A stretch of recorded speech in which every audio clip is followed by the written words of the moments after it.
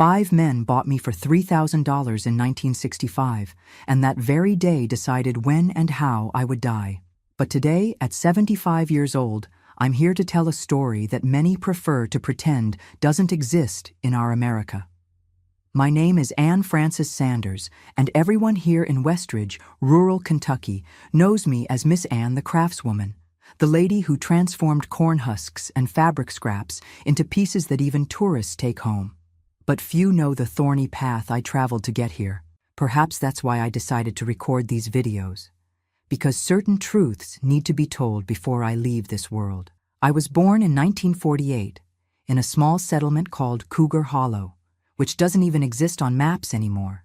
It was about 20 miles from what is now Jefferson County. It was such a tiny place that it didn't even have a hospital. That's why I came into this world by the hands of a midwife, Miss Hattie, in a wooden house with a dirt floor. My mother, Celeste, didn't survive childbirth. I lost my mother before even knowing the warmth of her embrace or hearing her voice singing me to sleep. I was raised by my father, Zach, a simple man, but with a heart as big as the country sky. He planted a little bit of everything: corn, wheat, beans, and raised some chickens and a pig or two when possible. We didn't have much, but there was never a shortage of food on the table or love in that house. My father taught me about the world while we worked together. "Anne," he would say while showing me how to plant a seedling, "the earth is generous to those who respect it. You put in a tiny seed, take good care of it, and it gives you back a plant full of life. People are like that too. You give love, you receive love back." I didn't have many toys like children today. My dolls were made from corn cobs, with husks for hair and dresses made from scraps my father got from the neighbors. He did everything possible so I wouldn't feel the absence of a mother so much. But there were moments, like when other girls had their hair braided or were learning to sew, that the emptiness ached deep in my chest. I grew up this way, daughter of the land, running barefoot through the woods, learning to recognize plants that healed and those that killed, listening to the stories of the elders on full moon nights when we gathered in the churchyard to chat and pass the time. It was a simple childhood, but happy in its own way. My father, even being a rough country man, had a special gentleness with me. I think he saw my mother in my eyes, as many said. Things began to change when I was 15. My father, who was already past 50, met Carmen at a county fair in Springfield. She was about 20 years younger than him, a widow too, with a way of speaking softly and a smile that hid well what was behind it. Unlike the women from our settlement, she wore red lipstick, had painted nails, and smelled of store-bought perfume. She said she was from Chicago and had come to the countryside, looking for a quieter life. My heart tightened the first time I saw her. It wasn't jealousy, as my father thought. It was a premonition, one of those that creeps up your spine and makes your neck go cold even on a hot day. But who was I to say anything? My father deserved companionship, someone to care for him in his old age, and she seemed so interested in his stories, so attentive. 6 months after their first meeting, Carmen was already living with us, and they had married in a simple ceremony in the town's little church. At first, she made an effort to please me. She made my favorite dishes, brought me a new dress as a gift, even taught me how to apply lipstick to look pretty for the boys. But her eyes never smiled when her mouth smiled at me. And when my father wasn't around, she simply ignored me, as if I were invisible. I should say I tried, my dears. I swear I tried to open my heart to that woman. I helped with household chores without complaining, complimented her cooking, listened attentively to her stories about life in the big city. But there was a wall between us, built with bricks of distrust that neither of us knew how to tear down. My father, poor man, didn't notice anything. Or perhaps he didn't want to notice. He was bewitched by that woman, as if he had drunk one of those potions that the local healers prepared to bind the hearts of indecisive men. When I tried to say something, he would just smile and say, "It's daughter's jealousy, Anne. It will pass. You'll see how Carmen is a blessing that fell from heaven for us." Blessed ignorance of his. If I could go back in time, I would have screamed, begged, done anything to open his eyes. But fate was already tracing its twisted paths, and we, like blind ants, were just following the sugar trail that would lead us straight into the trap. It was in January 1965, at the height of winter, that my world completely collapsed. My father had gone to town to sell our small bean crop. He returned after nightfall, with a high fever and a chest pain that made him bend over like an old man. Carmen prepared a lemon balm tea and put him to bed. "You'll feel better tomorrow," she said, with a certainty that I only understood much later. But he didn't get better. In the early morning, I woke to her screams. When I reached the bedroom, my father was staring blankly at the ceiling, his mouth open in silent astonishment. He had passed during sleep, without saying goodbye, without giving me one last piece of advice or a final blessing. Hey, you who's watching me now. It might seem like I'm telling this with a calmness that doesn't match the pain, but it's been 57 years that have passed. Pain becomes a callus on the soul. You know? If you're enjoying my story, help me by hitting like and subscribing to the channel, and tell me in the comments where you're watching from. An old woman like me is curious to know how far my voice can reach on this internet thing. Thank you for your company, you hear? The funeral was quick, as was customary in rural areas. There was no way to preserve the body in that cold, and the cemetery was an hour's walk from our house. I remember the weight of the simple coffin, made of cheap wood, carried by the neighbors. I remember the sound of earth falling on it.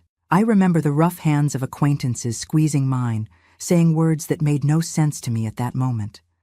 Carmen cried, and how she cried.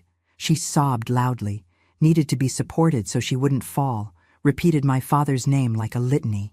But when we returned home, when the last neighbors had gone and it was just the two of us, she wiped away her tears as if dusting furniture, and her eyes were as dry as the cemetery earth. "Sit down, girl. We need to talk," she said, lighting a cigarette, a vice she had never shown in front of my father. I sat at the kitchen table, still dazed by the loss, not imagining that the worst was yet to come. "Your father wasn't the man you thought," she began, exhaling smoke through her nostrils. "He had debts, many debts. He owed dangerous people who don't play around." This didn't make sense. My father was the most honest person I'd ever known. He lived simply precisely so he would never owe anything to anyone. He himself used to say, "If you owe, you sell yourself, and I was born free and want to die free." "What debts?" I asked, my voice still choked with tears. "Gambling," she promptly replied. "Your father gambled, bet everything he had. Why do you think we never managed to have anything of value?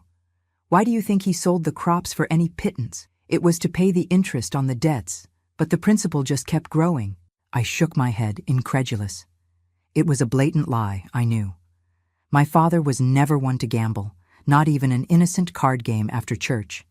But before I could protest, she continued. "The men he owed are coming tomorrow. They want the house, the land, everything. And if they don't have anything to take, they'll take us instead." She took a long drag. "Or rather, they'll take you." My blood ran cold. "What do you mean, take me?" "They approached me while you were at the cemetery. They said your father's debt is too big to be paid with this piece of land, but they made an offer." She hesitated, as if thinking of the right words. "There's a group of businessmen, people from New York, who are setting up a big operation here in the region. They need girls to work, cook, clean, that sort of thing.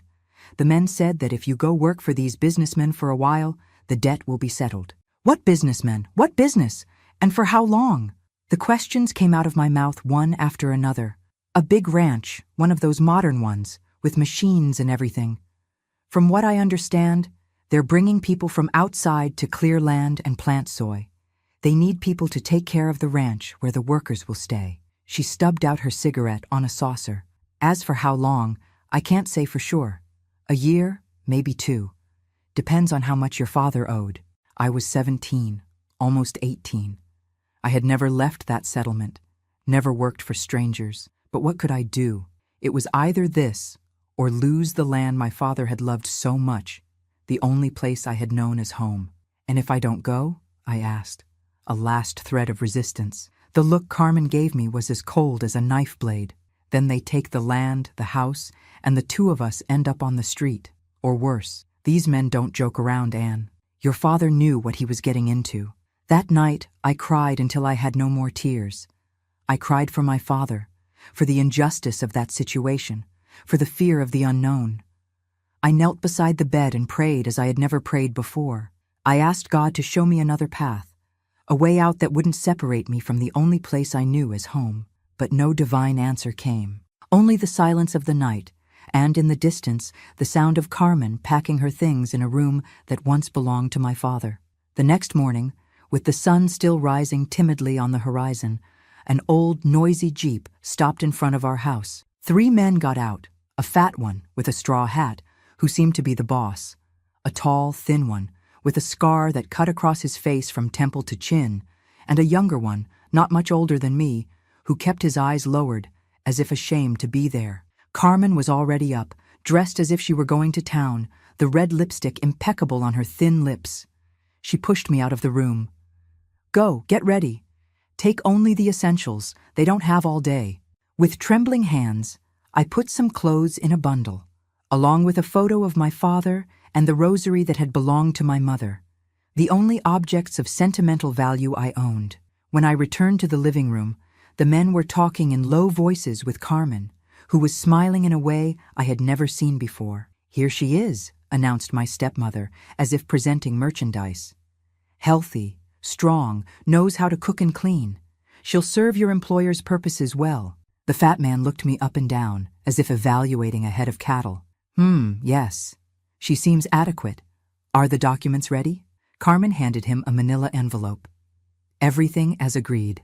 It was at that moment that a chill ran down my spine. What documents could those be? What was really happening there? Can I say goodbye to my stepmother?" I asked, my voice almost a whisper. The fat man shrugged. "Be quick. We have a long road ahead." I approached Carmen, who smiled, that fake smile that never reached her eyes. "Thank you for raising me," I said, the words coming out mechanically. It wasn't what I wanted to say, but what I could say in front of those men. She hugged me, a cold, calculated hug. And then she whispered in my ear, words that froze my blood. "Goodbye, stepdaughter. Don't worry about coming back. No one expects you to return." Before I could react, I was taken to the Jeep. The man with the scar pushed me into the back seat, next to the younger guy, who continued to avoid my gaze. The engine roared, and we began to move away from the only home I had ever known. Through the window, I saw Carmen waving, that fake smile still on her lips. And then, when she thought we were too far away to see, she did something that confirmed my worst fears. She took a thick wad of money from her pocket and began to count it, right there, in front of the house where my father had died less than a week ago. That was the last time I saw that woman. And it was when I understood that there was no debt at all, that my father probably never gambled in his life, that I wasn't going to work to pay off any debt. I had been sold. The Jeep followed dirt roads I had never seen, raising red dust that came in through the open windows and stuck to sweaty skin. No one spoke. The fat man drove in concentration, occasionally wiping sweat from his forehead with a dirty handkerchief. The one with the scar smoked one cigarette after another, looking out the window as if bored. The young man beside me kept his hands between his knees, his eyes fixed on his own feet. After hours of travel, when the sun was already high in the sky, I timidly asked, "Where are we going? What kind of work will I do?" The man with the scar turned, a malicious smile on his thin lips, quiet. "You speak when told to speak." The fear that was already settled in my chest grew, spreading like poison through my veins. Something was very wrong indeed. We traveled all day, stopping only once for the men to eat at a roadside store. To me, they gave only a piece of hard bread and a cup of water. When night fell, we were already far from any place I could recognize. The stars seemed different. The air had another smell. Even the sounds of nocturnal animals sounded strange to my ears. Finally, after what seemed an eternity, the Jeep entered an even more precarious road, which cut through an extensive pasture. In the distance, I saw lights. A large construction, which I later discovered to be an old ranch house from times when cattle reigned absolute in those lands. When the vehicle stopped, my legs were numb from the journey, and my mouth dry from thirst and fear. The man with the scar pulled me by the arm, with enough force to leave marks. "We've arrived," announced the fat man, getting out of the Jeep with a sigh of relief. "Take her inside, Tonho. The boss should arrive early tomorrow." I was dragged into the main house, passing through a wide porch with wooden flooring that creaked with each step. Inside, the furniture was sparse and old, some worn chairs, a long table, kerosene lamps that cast ghostly shadows on the peeling walls. There were other men inside, playing cards and drinking whiskey. When we entered, everyone stopped to observe me, with looks that made me want to shrink until I disappeared. "Is this the new merchandise?" asked one of them, a bald man with a prominent belly. "This very one," replied the man with the scar, Tonho, as they had called him. "The stepmother sold her cheap, $3,000. $3,000. That was the price of my life. Less than the value of 2 head of cattle at that time." "Where's the contract?" asked another man, older, with gray hair at the temples. The fat man, who had followed us inside, took from his pocket the envelope that Carmen had handed him. "Here, all signed, as he likes it." The older man took the envelope, opened it, and examined the papers in the faint light of the lamp. "Seems in order. Transfer of guardianship and waiver of all rights. Signed and notarized." He laughed, a sound that gave me chills. This Carmen is smart. Did everything right to avoid problems later. That's when the full understanding of my situation hit me like lightning. There was no modern ranch. There were no businessmen from New York. There was no job as a cook or maid. There were only these men, this isolated house, and a contract that transformed me into their property. "What? What are you going to do with me?"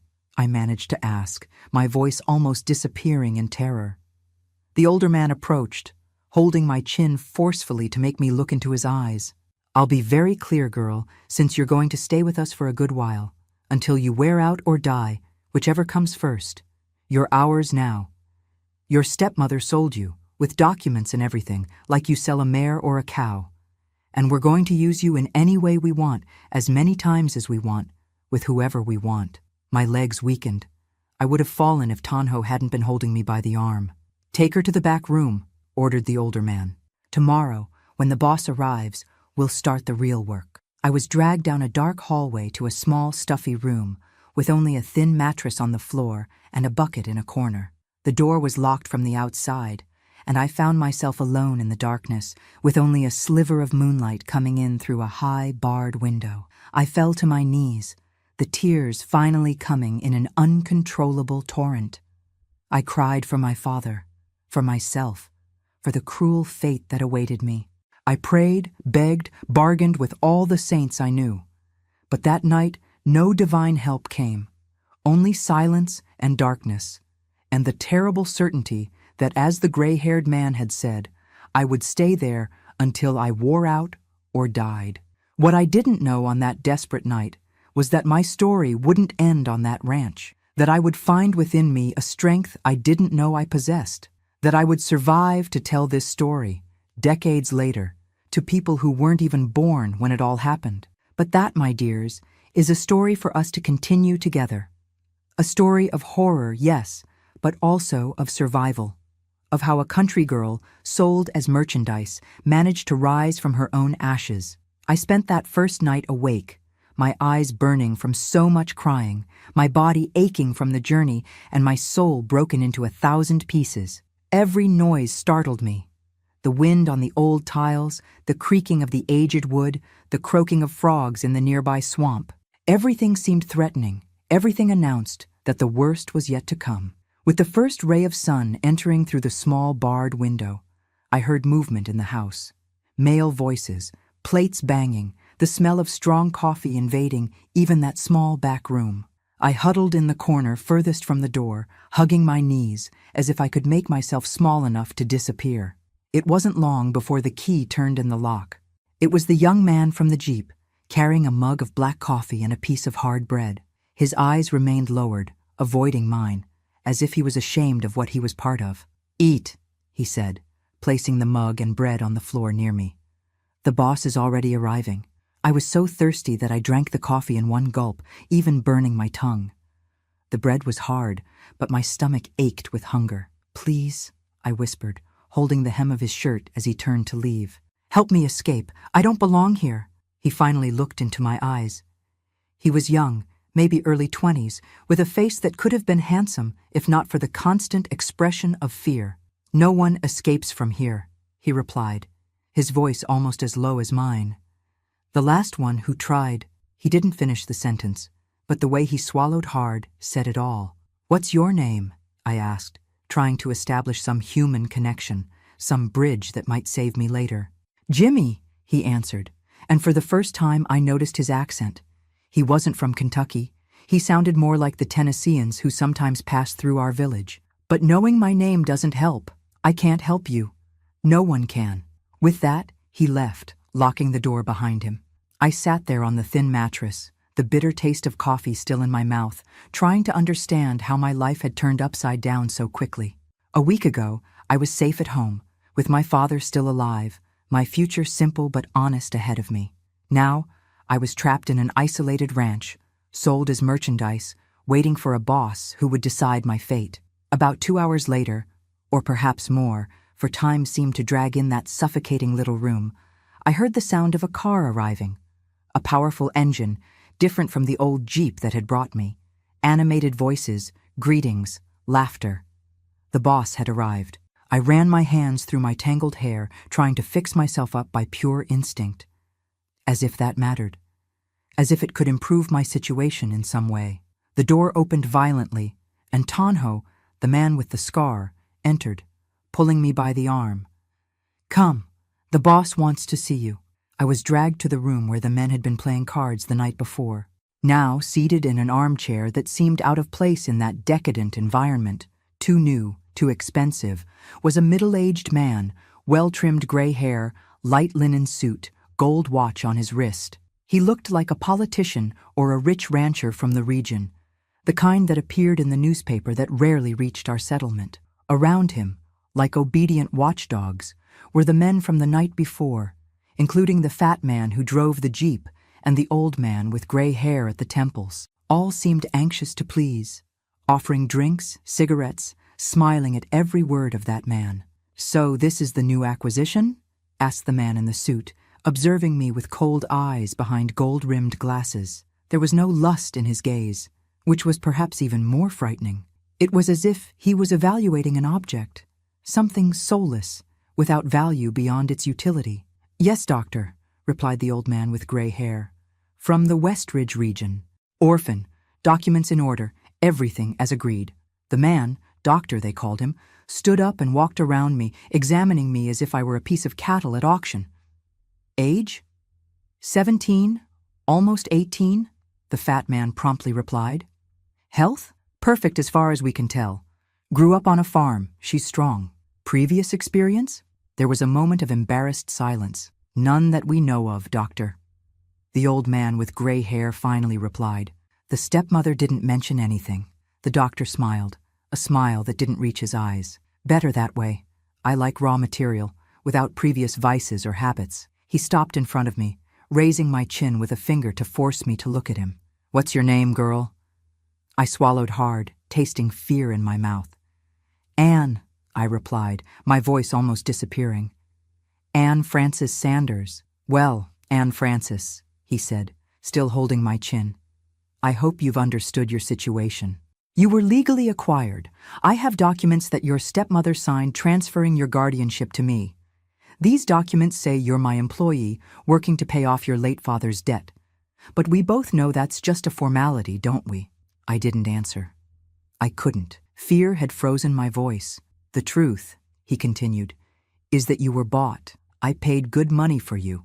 And like any property, you have a specific purpose." He finally released my chin, returning to his armchair. "You will serve the men who work for me, in all the ways they desire, for as long as I decide you should serve." A chill ran down my spine. Even in my small-town innocence, I knew what that meant. "And if I refuse?" I asked, finding a thread of courage at the bottom of my soul. The doctor smiled again, that cold, calculated smile. "Try it," he replied simply. Then, as if he were discussing the weather or the harvest, he turned to the other men. "You can start. I want to see if the investment was worth it." What happened next, my dear listeners, is something that still costs me to tell, even after so many decades. How to narrate the unnarratable. How to put into words the destruction of a soul. I'll try to be direct without being crude, honest without being explicit. There are certain pains that, even when shared, remain only ours. I was taken to a different room, larger than the previous one, with a real bed, a privilege that I soon understood was not for my comfort, but to facilitate what would follow.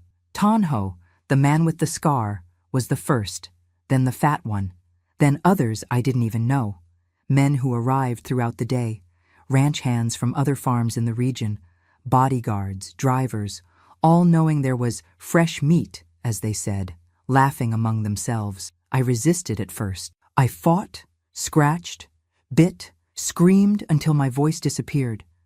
But there were many of them. They were strong, and with each resistance, the violence increased. Soon, I learned that it was better to disconnect my mind, to send my thoughts far away, to the happy days with my father, to the stories the old folks told on moonlit nights, to the prayers I learned in childhood. The doctor observed everything the first time, sitting in a chair in the corner of the room, calmly drinking whiskey, as if he were watching any ordinary spectacle. He didn't participate. Never participated, I later discovered. His pleasure came from elsewhere, from absolute control, from seeing suffering without needing to dirty his own hands. When I was finally left alone, it was already late at night. My body was broken, marked, aching in ways I never imagined possible. I curled up in a corner of the bed, trembling not from cold, but from a fear so deep that it seemed to have embedded itself in my bones. That's when I heard the door open again. It was Jimmy, the boy with the lowered eyes. He brought water, a damp cloth, and a bottle of herbs. "To clean the wounds," he said, avoiding looking directly at me. "And the herbs help with the pain." I accepted in silence, my throat too raw to speak. As I drank the bitter herbal mixture, I noticed that his hands were trembling. "Why are you here?" I finally asked, my voice a hoarse whisper. "You don't seem like them." He shrugged, a tired movement. "Debt. Like everyone who's trapped here in one way or another." He paused, looking directly into my eyes for the first time. I was a ranch hand on a farm the doctor bought. I had an agreement with the former owner, who would pay me at the end of the season. When the doctor took over, he said the debt was his now, that I would work for him until it was paid. That was 3 years ago. "And are you part of this?" I asked, each word hurting in my injured throat. He looked away again. "I do what they tell me. If I don't," he showed a scar on the back of his neck, half hidden by his hair. "But not with the girls.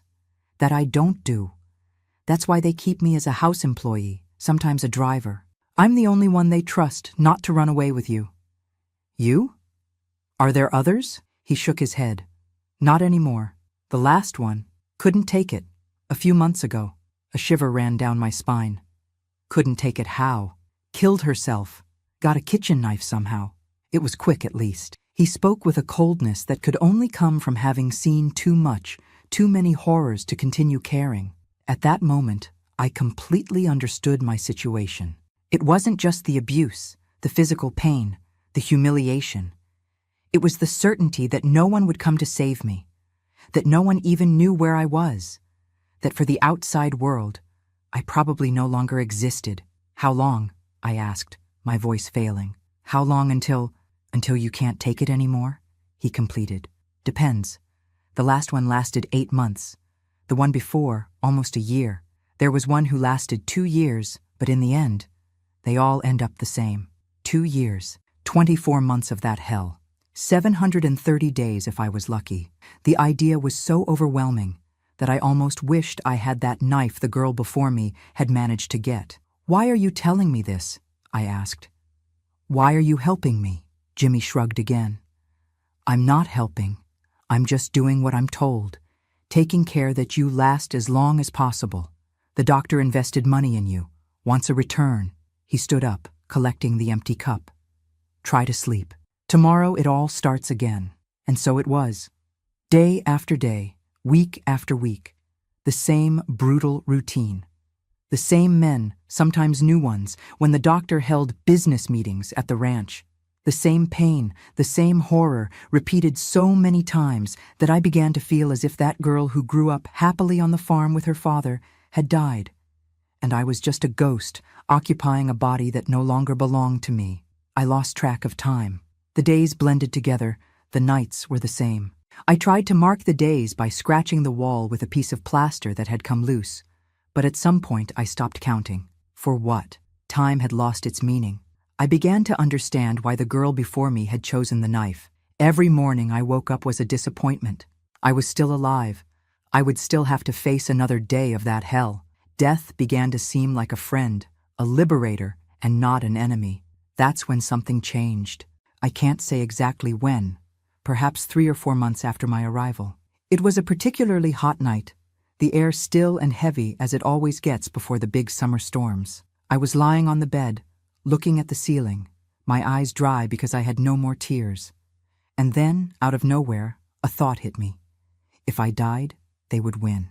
If I killed myself, like the girl before me, I would be giving them exactly what they expected.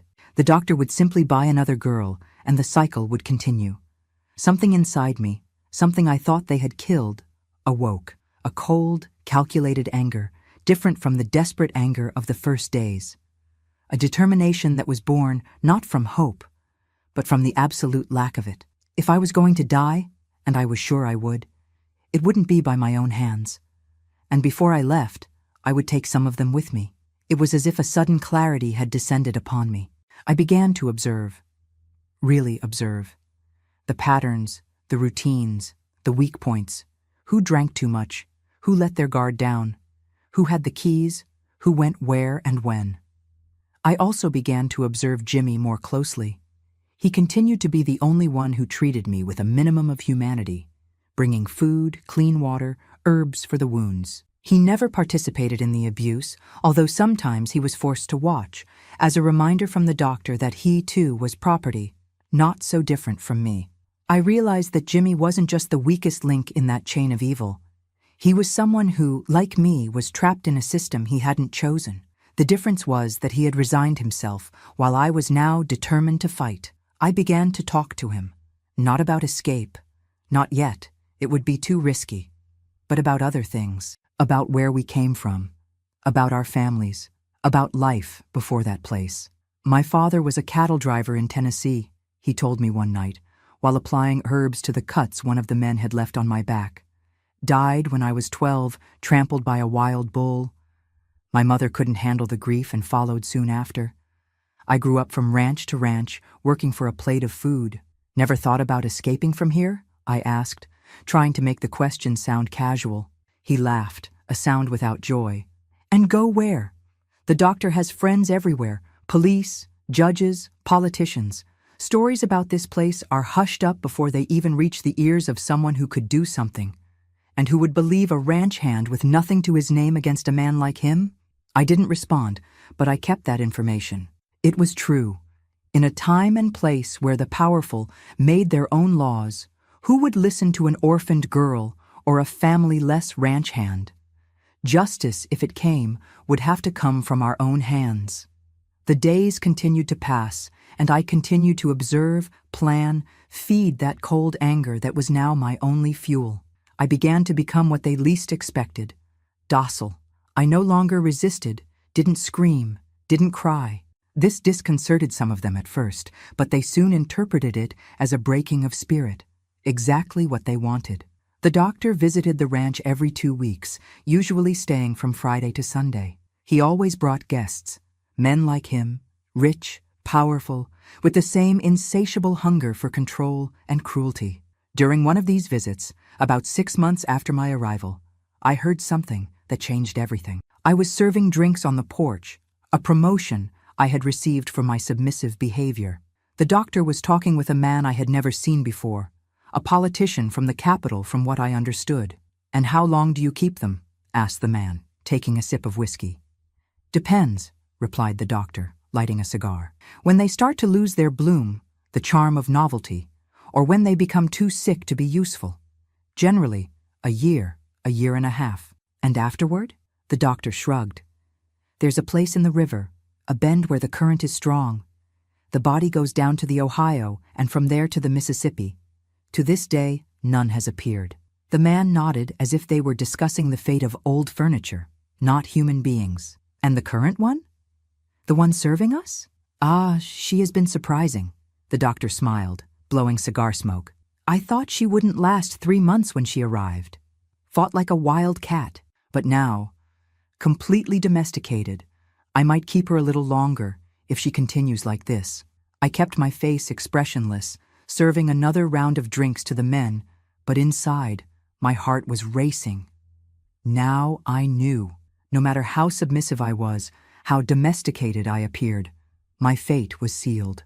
At some point, when the doctor decided I would be taken to that bend in the river and my body would go down the current to never be found again, time was running out. That night, when Jimmy came to bring clean water as he always did, I made the decision. It was time to put him to the test. "I need to tell you something," I whispered, making sure no one could hear. I heard the doctor talking about what happens when he gets tired of the girls. Jimmy tensed up. "You shouldn't be listening to conversations." "The river," I continued, ignoring his warning. "He talked about a place in the river where the current takes the bodies." He set down the water jug carefully, avoiding my eyes. "Why are you telling me this?" "Because I know you're not like them," I replied, holding his wrist. "You're trapped here as much as I am, and I know you're not a murderer." "I'm not the one who takes the girls to the river," he said, finally looking into my eyes. "I've never done that, but you know who does," I insisted. "And you know that one day it will be my turn." He didn't answer, but he didn't need to. I saw the truth in his eyes. "Let's escape together," I proposed, my voice barely above a whisper. "You know this place. You know the routines. I've been observing too. We can do it." "It's suicide," he replied. But I noticed he didn't immediately reject the idea. "They have guns. They have men everywhere. And we have the element of surprise," I argued. "No one expects the domesticated girl to try to escape. No one expects the loyal employee to betray them." I saw the conflict in his eyes, the fear ingrained by years of abuse and control, fighting against a spark of hope he probably thought he had lost long ago. "I'll think about it," he finally said, freeing himself from my grip. "But I don't promise anything. And don't talk about it anymore for now. Walls have ears in this place." It was enough. A small victory, a crack in the apparently impenetrable wall of my captivity. That night, I slept better than I had in months. In the following days, I maintained my facade of docility, while internally I was boiling with plans and possibilities. I observed everything with even more attention. The shifts of the men who guarded the ranch, where they kept the keys to the vehicles, who slept heavily after drinking, who was more careless with their gun. Jimmy kept his distance, more cautious than ever, but I could see in the quick glances we exchanged that he was seriously considering my proposal. The seed had been planted. About a week after our conversation, something happened that accelerated our plans. The doctor arrived unexpectedly on a Wednesday, alone, without the usual weekend guests. He seemed agitated, worried, something I had never seen before. While serving coffee in the living room, I heard part of his conversation with Tanho, the scarred man who seemed to be his right-hand man. "We need to clean everything up," the doctor was saying, his voice low but tense. "They're investigating the disappearance of that girl from Corbin." "I thought we had settled that with the family," Tanho replied. "The father received the money, didn't he?" "He did, but it seems the mother didn't accept it. She went to the federal police, filed a complaint. There's a new sheriff, not one of ours. He's digging deep." "And the current merchandise?" asked Tanho, referring to me as if I wasn't just a few feet away from them. "It's been what, 6, 7 months?" The doctor looked at me, and for the first time I saw something different in his eyes. Not desire or pleasure in my suffering, but cold calculation. "It's getting risky to keep for too long. If this sheriff starts connecting the dots..." He made a gesture with his hand, cutting the air. "Clean everything up by the end of the week, her included." My blood froze. End of the week. 2, 3 days at most. That was the time I had before being taken to that bend in the river. That night, when everyone had already retired and the house was silent except for the snores of some drunk in one of the rooms, the door to my room opened silently. It was Jimmy, his face a mask of determination and fear. "We're going to do it," he whispered. "Tomorrow night. We don't have much time." "I heard," I confirmed. "They're going to take me to the river by the end of the week." He nodded, tense. "The doctor will leave early tomorrow. He'll leave only 4 men here, Tanho, the fat one, and 2 guards. Thursday night is when they always drink more, playing cards until late. It's our best chance." How will we do it? I asked, my heart racing with a mixture of fear and hope. I have access to the keys to the old Jeep, Jimmy explained. It's parked behind the barn, where you can't hear the engine from the house. If we can get there without being seen, we can have a few hours' advantage before they realize. It was a simple plan, full of weak points, but it was all we had. We spent the next hour refining details, the escape route from the room to the barn, what we would take, practically nothing to not raise suspicions, where we would go, a big city, maybe Louisville, where it would be easier to get lost in the crowd. If they catch us, I began, my voice failing when I thought of the consequences. If they catch us, we're dead, Jimmy completed, the brutal frankness in his voice. But if we stay, you're dead anyway. And he took a deep breath, I can't live like this anymore. I can't be complicit in another death. With this somber understanding, we sealed our pact. A pact made not of hope, but of desperation. Not of optimism, but of cold determination. In the 24 hours that followed, I maintained the same routine, the same submissive behavior, while inside I counted every minute, every second. The doctor left the following morning, as Jimmy had predicted, leaving instructions for Tonho that I couldn't hear, but whose meaning I knew all too well. The day dragged on in an agony of waiting. I served food to the men, cleaned the house, endured the usual abuse, all while an invisible clock ticked in my head. When night finally fell and the card game began in the living room, accompanied by bottles of cheap whiskey, I felt I was about to explode with tension. Jimmy appeared in my room around 11, when the men were already quite drunk, laughing loudly and discussing bets. It's time, he whispered. I managed to get this. He showed a small pocket knife, probably stolen from the kitchen. It's not much, but it's better than nothing. I nodded, taking the knife with trembling hands. I didn't say that I already had my own plan to get a better weapon, if necessary. We left the room silently, walking against the wall of the dark hallway. From the living room came altered voices, laughter, the sound of bottles hitting the table. One of the men was singing an off-key country song. The plan was to cross the kitchen and exit through the back door, circling the house until we reached the barn where the Jeep was. We were almost reaching the kitchen door when the unthinkable happened. One of the guard dogs began to bark furiously in the yard. At that same moment, we heard a chair being dragged in the living room, and Tonho's voice, "What the hell is that dog barking at? Go check, fatso." We exchanged panicked looks. There was no time to return to the room without being seen. The only option was to move forward, quickly, before the fat man reached the kitchen. We ran through the kitchen, Jimmy in front, me right behind.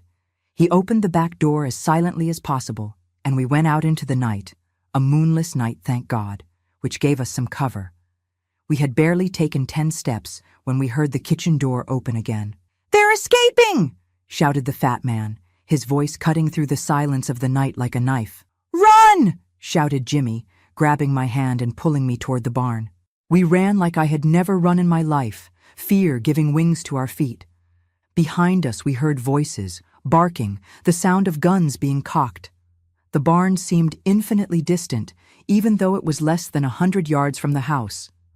When we finally reached the barn door, Jimmy struggled with the keys, his hands shaking so much he could barely fit them in the lock.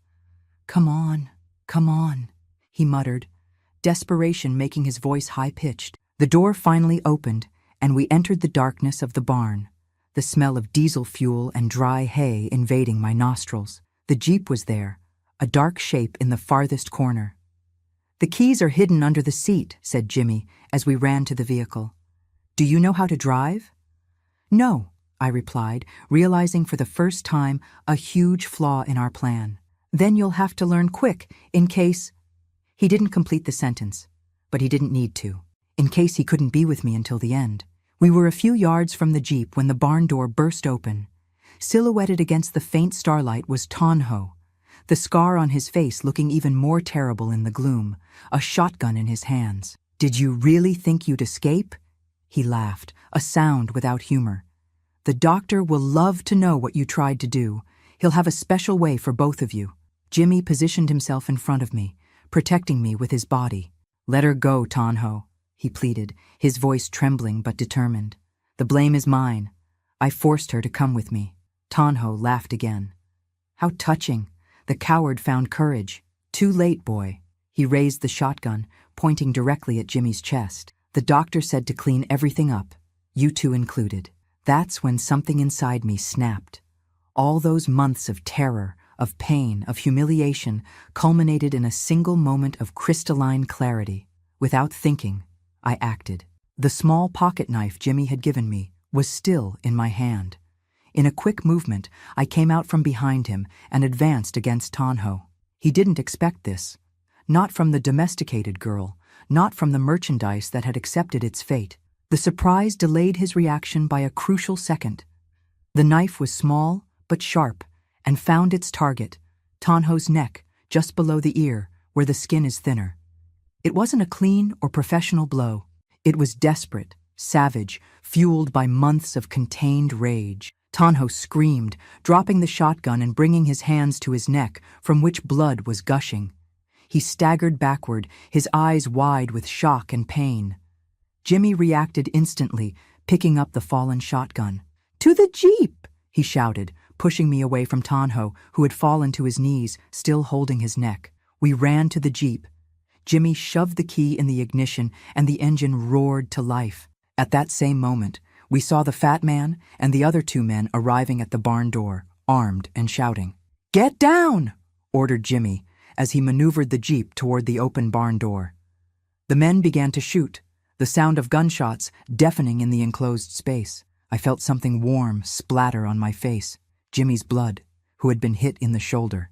The jeep advanced like a fierce animal, running over the fat man who couldn't get out of the way in time.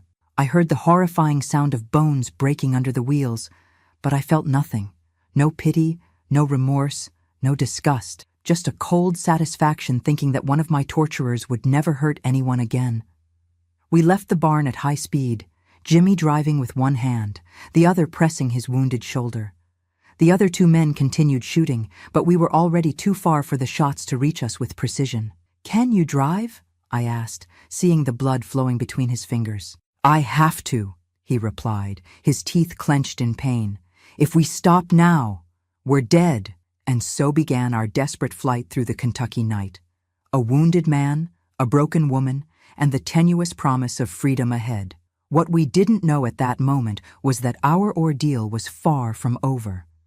That the road to true freedom would be much longer and more tortuous than we could imagine. That the doctor wouldn't easily give up his property. And that the worst battle wouldn't be against our pursuers, but against the ghosts we would carry with us for the rest of our lives. The jeep bounced violently on the dirt road, each hole sending waves of pain through Jimmy's injured body. His face was pale in the faint light of the dashboard, his lips pressed into a thin line to contain the moans. The blood had soaked his entire shirt sleeve and was beginning to drip onto the seat. "We have to stop and take care of that wound," I said, tearing a piece of my skirt to make an improvised bandage. "We can't stop," he replied, his voice weak but determined. "They'll come after us. The doctor has men all over the region. We need distance." I was certain he wouldn't last much longer. The blood loss, the pain, the shock, everything conspired against us. If Jimmy fainted while driving, we would be lost. "At least let me make a tourniquet," I insisted, already wrapping the cloth above the wound. "If you keep bleeding like this, you won't be able to drive." He nodded weakly, allowing me to tighten the cloth around his arm, well above the wound. It wasn't ideal, and certainly wouldn't replace proper medical care, but at least it would reduce the bleeding. "Where are we going?" I asked, looking at the darkness around us. There was nothing but the dirt road and the woods that extended in all directions. "South," Jimmy replied, his eyes fixed on the road illuminated only by the weak headlights of the jeep. "We have to cross the river. On the other side is another state, harder for them to follow us. The Ohio River, the natural border between Kentucky and West Virginia. If we could cross it, we would have a chance." We drove for what seemed like hours, the sky slowly clearing with the approach of dawn. With each passing minute, Jimmy's breathing became more labored, his face paler. Several times I thought he would faint, but an iron determination kept him conscious, his hands gripping the steering wheel as if it were his only link to life. When the first ray of sun broke on the horizon, we finally spotted the river. A silver strip serpentining in the distance, so beautiful that I almost cried to see it. It wasn't just water. It was the promise of a new life. "How will we cross?" I asked, realizing there was no bridge in sight. "Ferry," Jimmy replied, pointing to a small construction on the riverbank. "There's an old man who does the crossing. My uncle used it when he took cattle to sell in Huntington." We approached slowly, tension growing with each yard.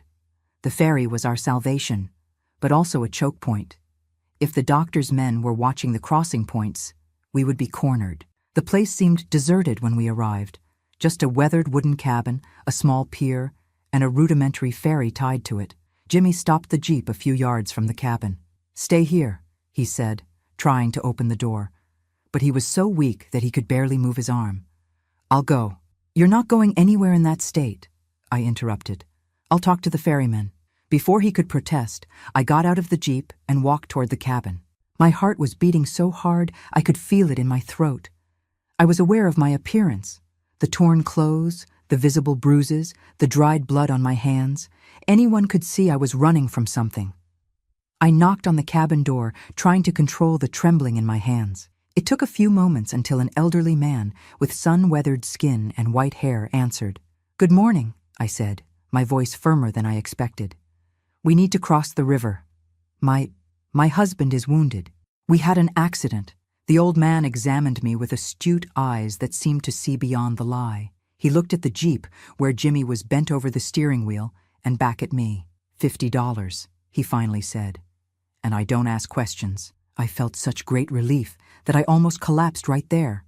"We don't have money," I admitted. "But we have the jeep. You can keep it after we cross." The old man considered the offer, scratching his thin beard. "A jeep is worth more than $50, he said, a gleam of interest in his eyes. "But it also brings questions I don't want to answer." "Deal." I returned to the jeep and helped Jimmy get out. He could barely stand, leaning heavily on me as we walked to the ferry. The ferryman didn't offer help, just observed in silence, lighting a corn husk cigarette. "You're burning with fever," I murmured to Jimmy as I helped him lie down on the ferry's floor. "We need to find a doctor as soon as we cross." "Doctors ask questions," he replied, his eyes half closed in pain. "And they might report gunshot wounds to the police." He was right, of course, but without medical care, infection would kill him in a matter of days. The ferryman, after briefly examining the jeep, returned and began working on the ropes that held the ferry to the pier. "It'll take about 2 hours to cross," he said, not looking at us.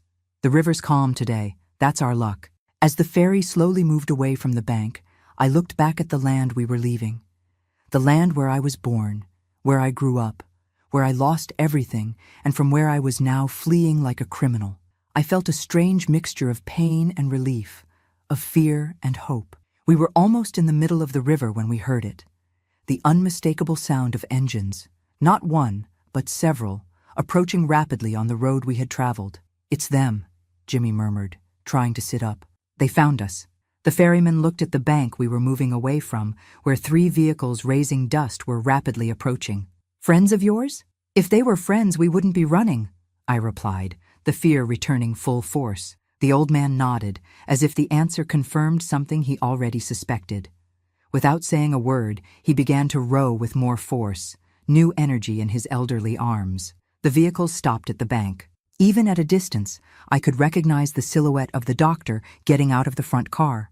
He gesticulated, shouted orders, and soon 2 men ran to a small boat docked further down the river. "They're going to catch up with us," I said, the desperation evident in my voice. "That boat is much faster than this ferry." The ferryman looked at the boat that was now beginning to slide across the water in our direction, and then at us. A wounded man and a terrified woman. Something in his eyes changed. "You two, hide under that tarp," he ordered, pointing to a corner of the ferry where there were tools and ropes covered by a dirty tarp. "And don't make a single sound, no matter what happens." We had no choice but to trust him. I helped Jimmy crawl under the tarp, accommodating him in the best way possible to not worsen the wound, and lay down beside him. The smell of mold and oil was suffocating, and the heat under the tarp was almost unbearable. But none of that mattered.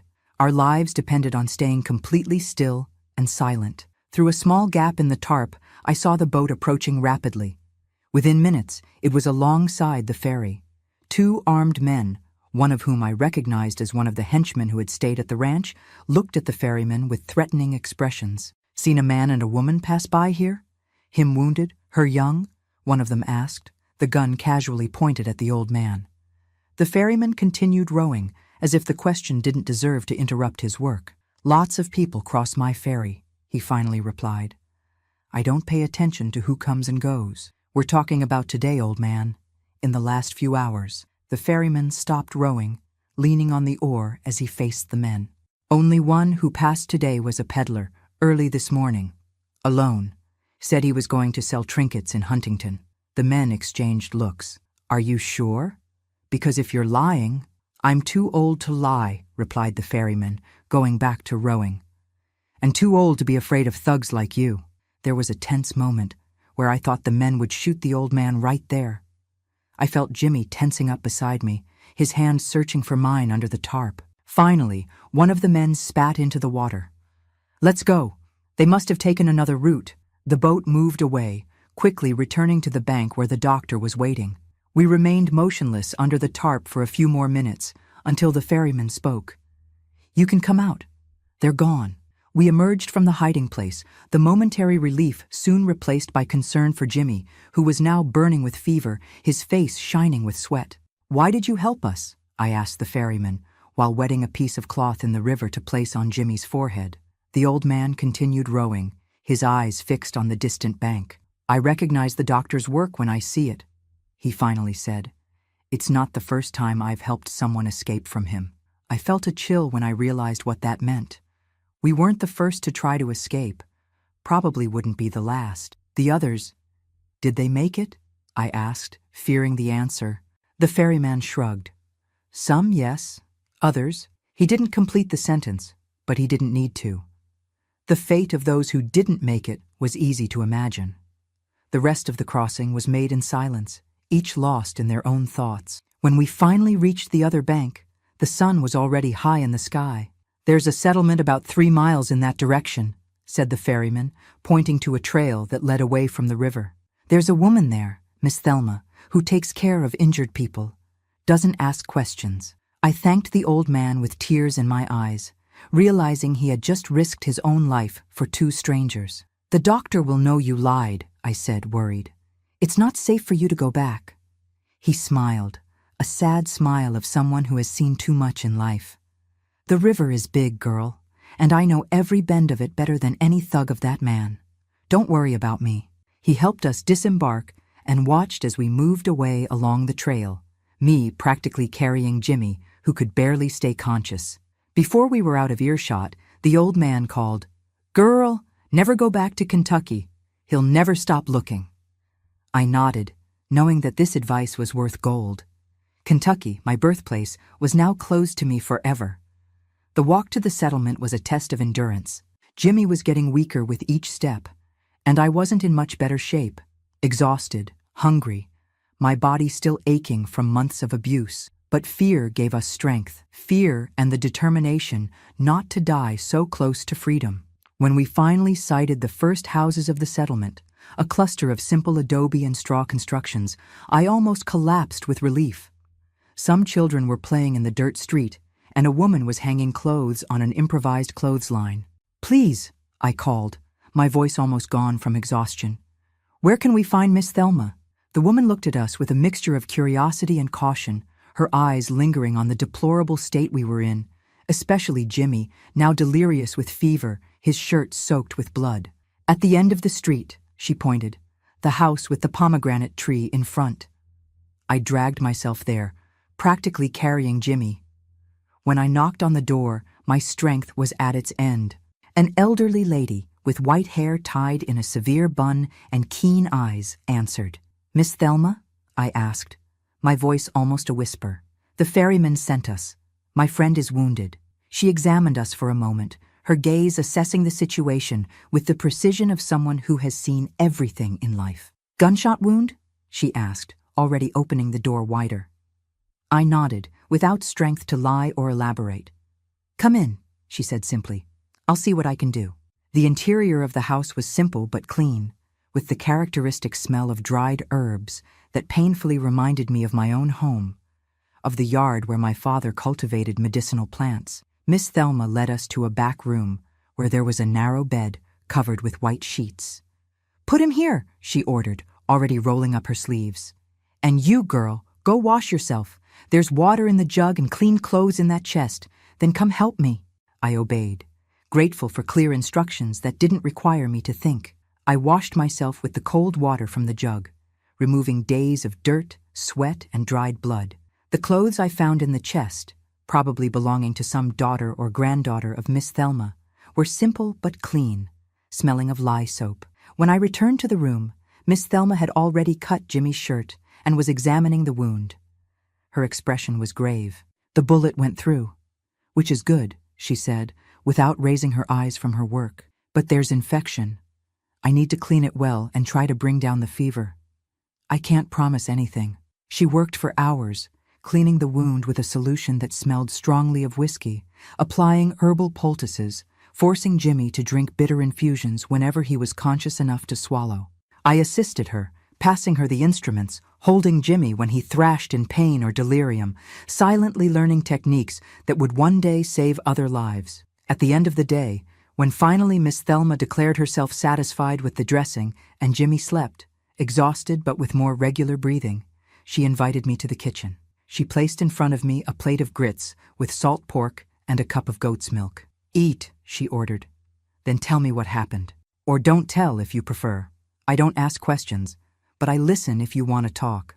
I ate like I hadn't eaten in months, with real hunger, not just out of the necessity to survive.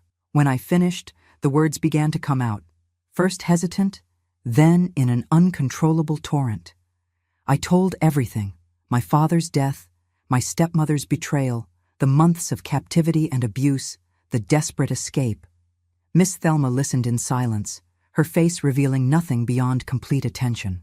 When I finished, it was already late at night, and my strength was once again exhausted. I expected horror, pity, perhaps even disbelief. Instead, Miss Thelma simply nodded, as if my story confirmed something she already knew. "You're not the first," she finally said. "The doctor has been operating for years. The authorities pretend they don't see, or are paid not to see. I've already taken care of other girls who escaped, although few managed to." "What happened to them?" I asked, a thread of hope being born from knowing that others had survived.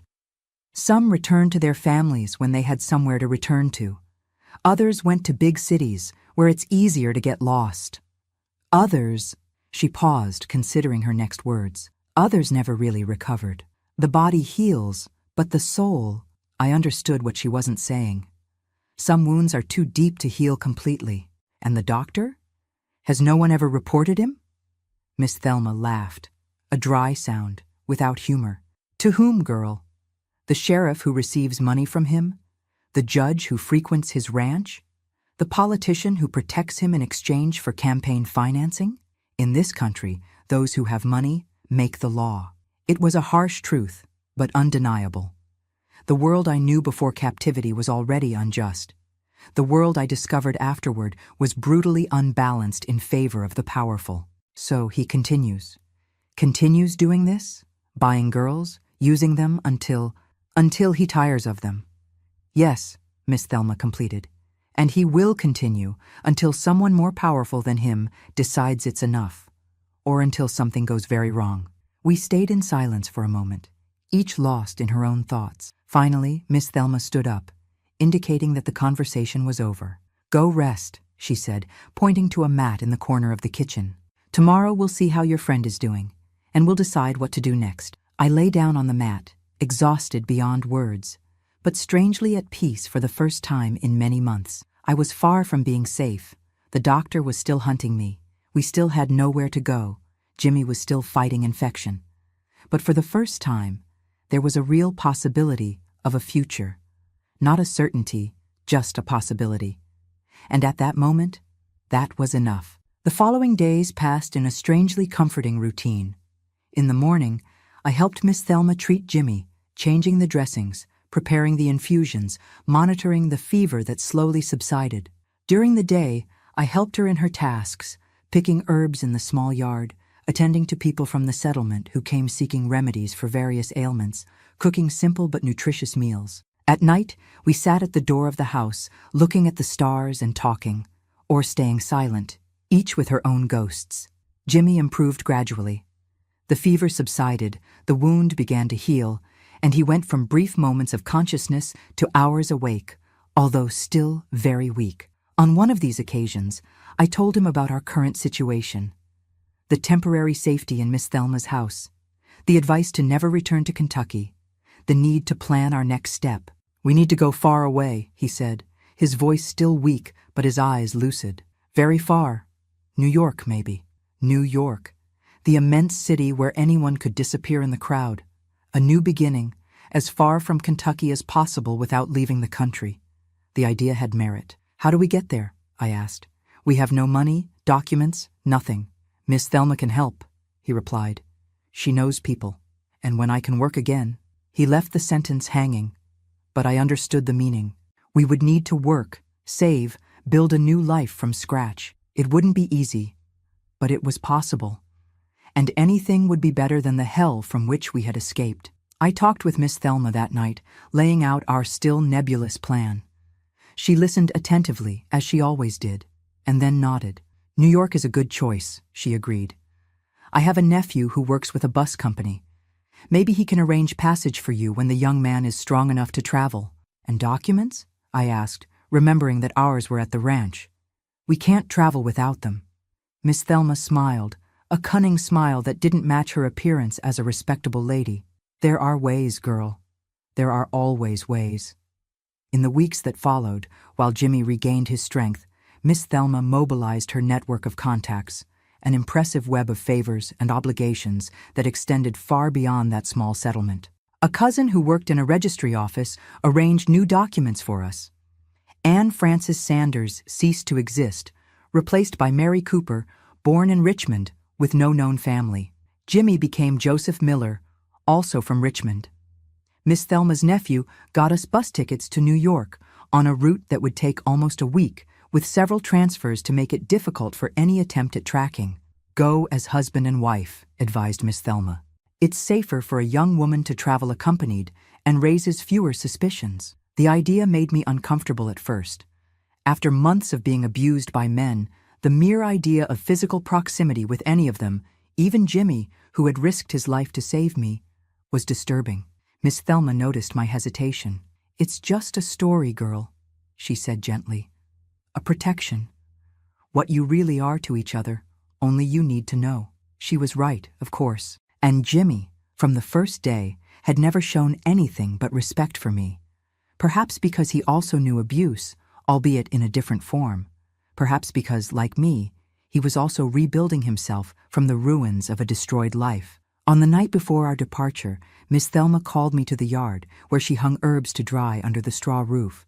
In her hands, she had a small cloth bundle. "This is for you," she said, handing me the package. "A beginning for your new life." Inside the bundle was money, not much, but enough to keep us for a few weeks until we found work, and a small dagger, the blade bright and sharp, the handle of polished bone. "The money is to start," she explained. "The dagger is to ensure you never are a victim again. Learn to use it, girl, and never hesitate if you need to." I looked at that extraordinary woman who had saved us, healed us, prepared us for a new life, and felt a gratitude so deep that words seemed inadequate. "How can I thank you?" I asked, my voice choked. Miss Thelma smiled, that wise smile of someone who has seen many dawns. "Survive, girl. Survive and help others when you can. That's how the world changes, one life at a time." The next morning we left on the first bus, me and Jimmy, now Mary and Joseph, sitting side by side, each carrying only a small bundle with the little that Miss Thelma had given us. As the bus moved away from the settlement, I looked through the window at that red earth, that immense sky, that river that had been both barrier and path to freedom. I was 17, almost 18. I had lost everything: my father, my home, my identity, even my name. But I was alive, and for the first time in many months, I had something I thought I had lost forever: hope. The journey to New York was long and tiring, Endless days in uncomfortable buses, nights in noisy bus stations or cheap boarding houses when we could afford it. We crossed West Virginia, Pennsylvania, always moving farther from Kentucky, always looking over our shoulders, always tense when we saw a man who vaguely resembled the doctor's henchman. Jimmy, Joseph now, regained his strength with each day, although the wounded arm would never have the same strength as before. We talked little during the trip, both lost in our own thoughts, our own survival strategies. It wasn't an uncomfortable silence, but the silence of two survivors who understood, without needing words, what the other had been through. It was only when we arrived in New York, almost a week after leaving Miss Thelma's settlement, that we really talked about the future. We were sitting on a bench at the Port Authority bus terminal, surrounded by the chaos and noise of the largest city we had ever seen, trying to absorb the immensity of the place and the possibilities and dangers it offered. "What now?" I asked, looking at the crowd passing by hurriedly, each person with their own story, their own destiny, no one paying the slightest attention to two newcomers from the South. Joseph, not Jimmy, I needed to get used to the new names, shrugged. "First, find a place to stay. Then, work. Miss Thelma's money won't last long in this city." He was right, of course. We needed shelter, work, a way to survive in this place so different from everything we knew.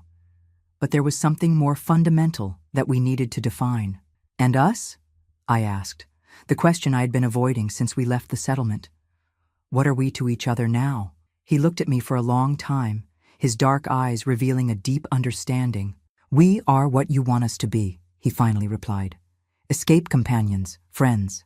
More than that, if one day you're ready, or nothing beyond two people who shared a hell and now follow separate paths. The choice is yours." At that moment, looking at this man who had risked everything to save me, who would forever carry a scar as proof of his courage, I felt something I didn't expect to feel again. Trust. Not love, not yet, perhaps never, but trust. And at that moment, after everything I had been through, trust seemed the most precious feeling in the world. "I want us to stay together," I said, reaching out to hold his hand. "As friends, as companions.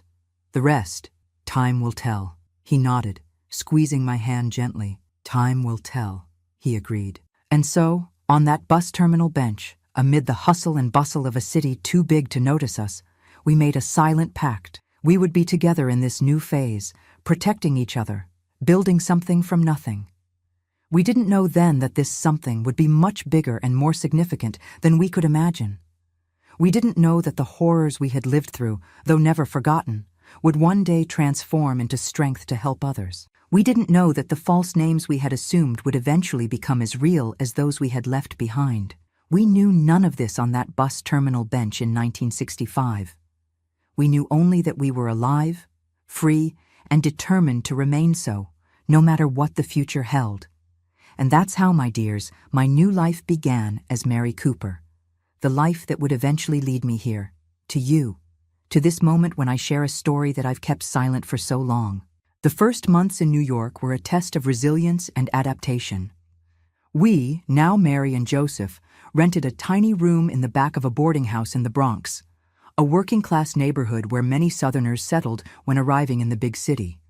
The room barely fit a twin bed and a small wardrobe, but for us, accustomed to confinement, it was a palace, mainly because we had the key and no one entered without our permission. Joseph got a job in construction. With his arm still not fully recovered, he earned less than the other laborers, but he accepted any work without complaining. I started by washing clothes for others, then got a job as a cleaner in a textile factory. We woke up before sunrise, returned when it was already night, exhausted but satisfied with every dollar we managed to save. We slept in shifts during the first few months. While one rested, the other kept watch. The fear of the doctor and his men was still so real that we heard their footsteps in every creak of the floor, their whispers in every conversation on the street. It took months until we could sleep a whole night, and years until we stopped obsessively checking if the doors were locked. "Do you think one day we'll stop being afraid?" I asked Joseph one night, about 6 months after our arrival. "I don't know if fear ever goes away completely," he replied thoughtfully, "but I think we learn to live with it, until one day it becomes just a shadow, no longer a monster." He was right, as he usually was about such things. The fear never disappeared completely, but we learned to live with it, to use it as a reminder to be cautious, not as a prison that paralyzed us. Our relationship evolved slowly, with all the care that two deeply traumatized people needed. In the beginning, we were just survival companions, sharing the same space out of necessity and mutual protection. Joseph always slept on the floor, leaving the bed for me, respecting my space, never making any movement that could be interpreted as an advance. With time, trust grew. I began to notice small things, the gentleness with which he spoke to me even after an exhausting day of work, the care he took to always bring a piece of fruit or a candy that he knew I liked, the way his eyes lit up when I entered the room, and most importantly, the infinite patience with my moments of panic, with the nightmares that made me wake up screaming, with the days when I couldn't bear to be touched even lightly. A year after our arrival in New York, on a cold night in June 1966, I took a step that seemed impossible months before. I invited Joseph to sleep in the bed with me, just sleep, nothing more. It was the first time I felt the warmth of another human being without fear, without revulsion, just the comfort of not being alone. Months later, when we finally kissed for the first time, it was as if something frozen inside me slowly began to thaw. It wasn't burning passion or uncontrollable desire. It was recognition, acceptance, a gentle affirmation that perhaps, just perhaps, I could still feel something beyond fear and anger. In 1967, we officially married as Mary and Joseph in a small ceremony at the courthouse, with only 2 co-workers as witnesses. There was no party, no white dress, no family to celebrate, but there was truth. The truth of 2 people who had gone through hell together and chose to continue walking side by side. "You don't have to do this if you don't want to," he told me the night before the wedding. "We can continue as we are. The paper doesn't change anything." "I want to do this," I replied, with a certainty that surprised me. "I want to rebuild something that is ours, not imposed by others. I want to choose, not be chosen." Marriage brought a stability we had never known.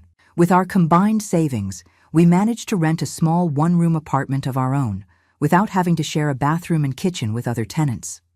Joseph continued in construction, eventually becoming a foreman, respected for his honesty and hard work. I found a better job as a seamstress in a clothing factory, where my skill with my hands, a legacy of the times when I helped my father on the farm, was quickly recognized. In 1969, I discovered I was pregnant. The news hit me like lightning, bringing to the surface all the fears I thought I had overcome. How could I be a mother after everything I had been through?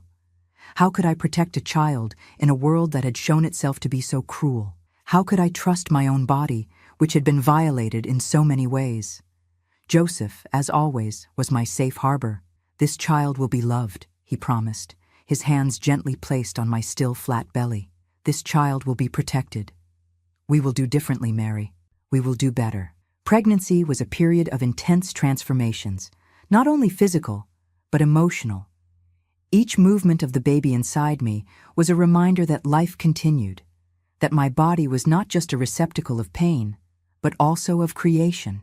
In the months that my belly grew, something fundamental changed within me.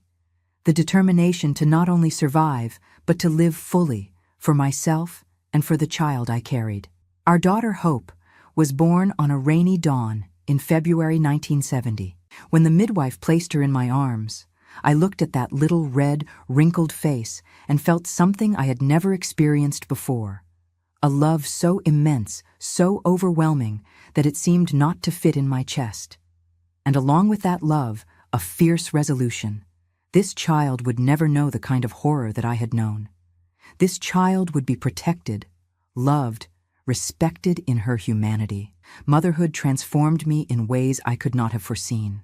The need to protect Hope gave me a strength I didn't know I possessed. The nightmares decreased, replaced by the very real and present concern of raising a daughter in better conditions than those I had known.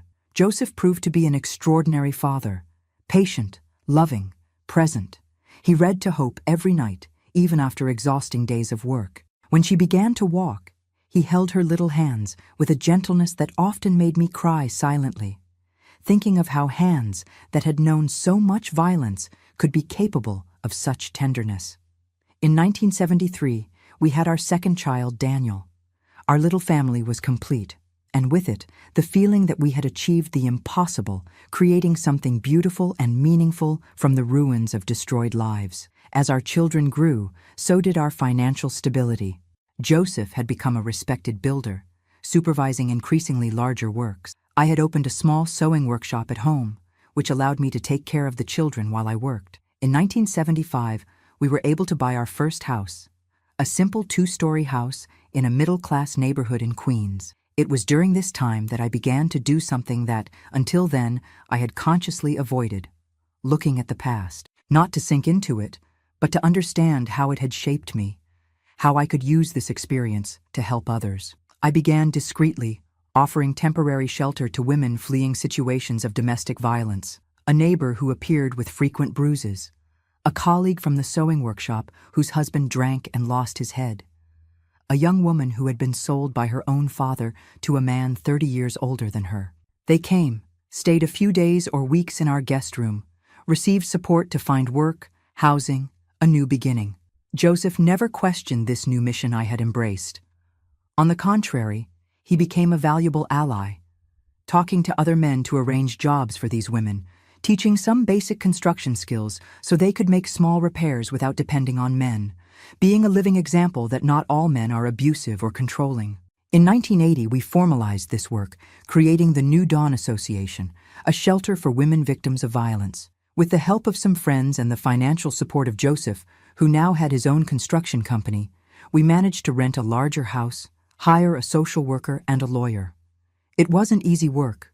We faced resistance from the authorities, distrust from a society that preferred not to see violence against women, and occasionally threats from angry husbands or partners. But each woman who managed to rebuild her life, each child who escaped from an environment of abuse, each small victory against a system that naturalized violence, all this made it worthwhile.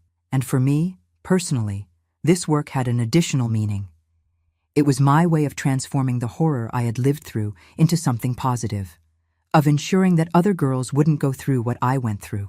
The 80s brought significant changes in the country. The Reagan years, major shifts in how America viewed social services, and increased awareness about domestic violence. We took advantage of this moment to expand our work, establishing partnerships with other organizations, pushing for stricter laws against domestic violence, creating support groups in underprivileged communities. Hope, our daughter, followed in my footsteps. She graduated in social work and began working with us at the association, bringing new ideas and renewed energy.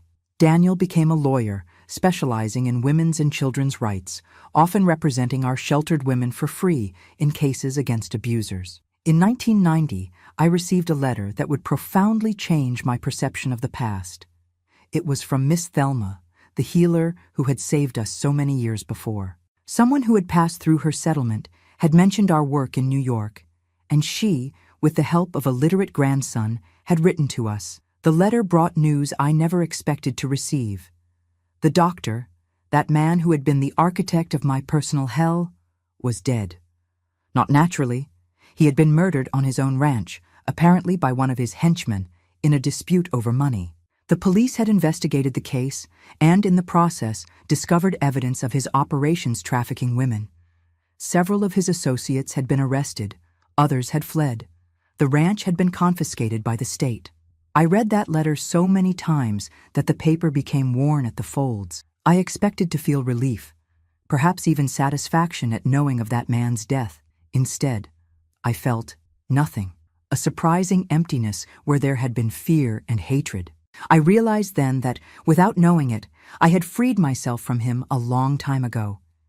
Not completely, the scars remained, but enough that his death was nothing more than distant news, without the power to shake the foundations of the life I had built. Miss Thelma's letter also brought another request, that I return to the South to help establish a network of shelters similar to ours. The girls continue to be sold, she wrote, not by the doctor, but by others like him. And we need someone who understands, who knows how to help them rebuild their lives afterward.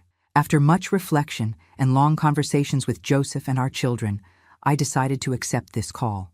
In 1991, for the first time in 26 years, I returned to the South, not to Kentucky, which still carried memories too painful, but to West Virginia, where Miss Thelma now lived with her family. Reuniting with that extraordinary woman, now very elderly but still lucid and determined, was like closing a circle. She hugged me with tears in her eyes, murmuring, "You see? You survived, girl. Survived and did much more than that." In the following years, I divided my time between New York and the South, helping to establish shelters in several small towns, training local women to identify and support victims of abuse, creating a protection network that extended across states where violence against women was particularly normalized. Joseph always supported me in these travels, often accompanying me, other times staying in New York to take care of the association and our growing family. Hope gave us 2 grandchildren, and Daniel, a granddaughter. Our house became the center of a family not only of blood, but of choice. Former sheltered women who became a permanent part of our lives, work colleagues who became close friends, people who entered our lives by chance and stayed by choice. In 2005, Joseph passed away from a heart attack, sleeping peacefully beside me after an ordinary day of work and dinner with the family. The pain of losing him was immense, but different from any pain I had known before. It wasn't the disoriented despair of the teenager sold by her stepmother, but the deep and meaningful grief for a shared life, for a love built patiently over decades. At the funeral, looking at the coffin of that man who had been my savior, my companion, my closest friend, I felt a gratitude so deep that it transcended sadness. Gratitude for having found each other in the most unlikely circumstances, for having chosen to believe that something good could be born from so much horror, for having persevered when it would have been easier to give up. In the years following Joseph's death, I gradually reduced my direct work at the association, passing the leadership to Hope and a team of extraordinary women we had trained over the years. I didn't retire completely. I still gave occasional lectures, participated in events, advised particularly difficult cases. But I began to dedicate more time to another project I had postponed for decades, recording my story. I began to write, first just for myself, as a form of therapy, then with the intention of leaving a record for my family, and finally with the goal of sharing more broadly. The book, Sold and Reborn, A Survivor's Story, was published in 2010 when I was 62 years old. I didn't use my real name, nor Joseph's, nor details that could precisely identify the places or people involved, but the essence of the story was there. The horror, yes, but mainly the journey of reconstruction, of finding meaning beyond the trauma. The book found a much larger audience than I expected. I was invited to television programs, to speak at universities, to participate in debates about human trafficking and violence against women. I always refused to show my face or reveal my true identity, not out of shame, but for protection. Even after so many years, even knowing that the doctor was dead and his empire destroyed, caution had become part of who I was. It was only in 2020, at 72 years old, that I finally felt safe enough to show my face and use my real name in public. The pandemic had accelerated the transition to the digital world, and my grandchildren taught me to use video platforms to continue my awareness work even during isolation.